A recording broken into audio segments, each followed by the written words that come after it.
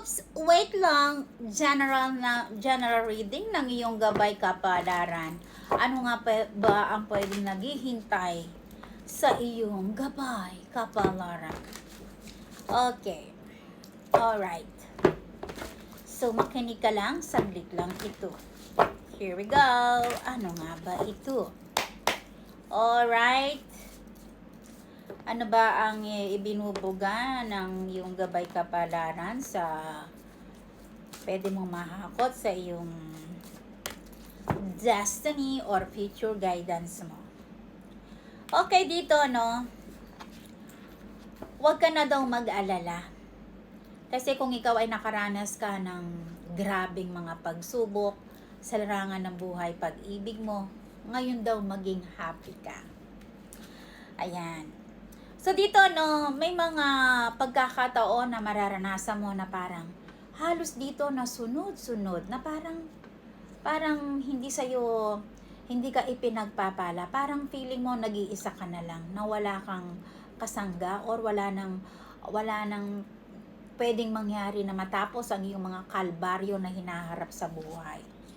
Pero ang sabi naman niya, kailangan mo daw, kuminsan daw ikaw din daw ang gumagawa ng iyong kapalaran. May mga bagay-bagay na dapat ikaw ay tanggapin or suriin mong mabuti. Pakaisipan mo munang mabuti kung ito ba'y nararapat mong gawin or hindi. Kasi ikaw din ang gumagawa ng iyong kapalaran.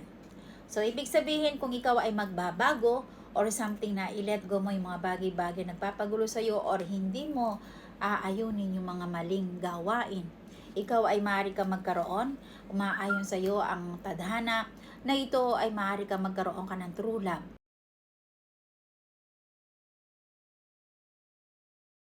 Kaya nga naman ang sinabi niya dito, no, may tumawag sa akin. So, itutuloy ko na.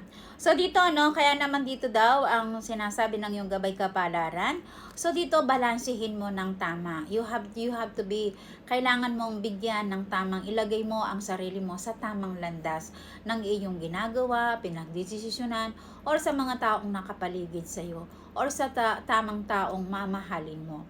Pero kung ikaw ay nakaranas ka ng mga matinding mga struggle, burden. So, ito daw, no, kasi kailangan mabigyan mo ng magandang motivation ang sarili mo.